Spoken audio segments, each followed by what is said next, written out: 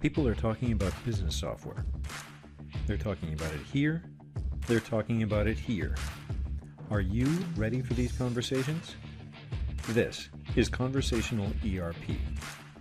The goal of our course is to give you the professional vocabulary that you need to participate in and contribute to these business conversations. Let's begin. Lesson 4. Which inventory strategies and manufacturing modes are used together?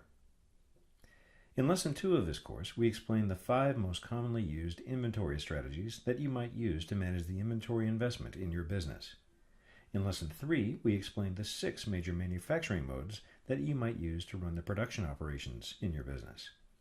A perfectly reasonable question, and the subject of this lesson, is what goes with what? As you have more and more conversations about ERP, you will discover that some types of inventory strategies, which are, as a reminder, engineer to order, make to order, assemble to order, configure to order, and make to stock, are very commonly used with some types of manufacturing modes, which are, as a reminder, discrete, process, batch, repetitive, job shop, and project. Let's take a look at what goes with what. Here is a chart of inventory strategies versus manufacturing modes. Now, this chart isn't meant to be exhaustive, but it should give you some good guidelines on which combinations you're most likely to see as you converse with people about their business systems. We'll provide specific examples for you once we fill out the chart. Let's start with engineer to order. The term engineering is typically associated with discrete type manufacturing. Someone, either the customer or your engineering department, designs the product and then you proceed to manufacture it. Job shops and project-based manufacturers are the shiny examples of engineer to order because they can't even begin to manufacture anything without the custom specifications for the product they're being asked to make. You will often see make to order in discrete and batch businesses. If you think about it, this makes perfect sense. Discrete and batch manufacturers are often set up to run multiple products on the same production line. They can change over to make whatever product is needed. So they might actually be forced to run make to order because they simply don't know ahead of time exactly which products their customers are going to order. Alternatively, they can deliberately choose to run make to order to reduce their inventory investment or to avoid the risk of investing in inventory for which the demand is uncertain. Let's look at assemble to order. This approach is used in discrete, but more significantly, this is the go-to strategy in certain types of repetitive businesses. Remember, assemble to order means that you produce a semi-finished product and then finish it according to a specific customer order.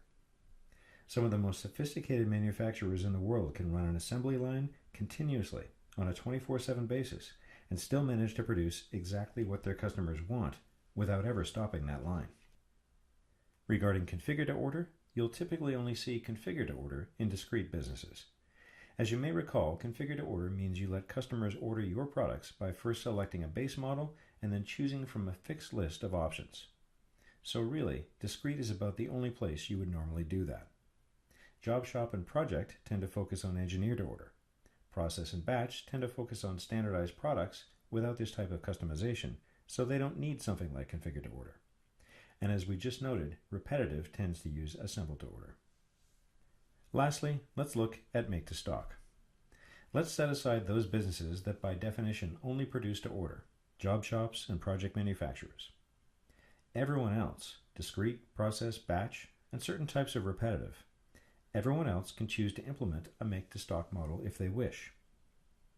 The decision to use make to stock versus any other strategy is simply the decision we described in Lesson 2. You choose make to stock if you're prepared to invest cash in finished goods inventory in order to provide shorter lead times and consequently better customer service. You choose one of the other inventory strategies if you're uncertain of your actual demand or if you simply want to conserve your cash. So there you have it, some basic guidelines to help inform your business conversations.